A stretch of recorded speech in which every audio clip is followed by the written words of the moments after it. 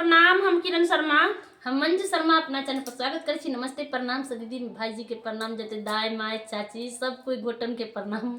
और हम दोनों देवरानी जेठानी बहुत प्यारा बहुत दर्दनाक बेटी विवाह गीत बनबा जाय छी। अहाँ सब जरूर सुनब और जरूर कमेंट करब, प्यारा आशीर्वाद देब। बहुत प्यारा सब बहुत सुंदर बेटी विवाह गीत छै।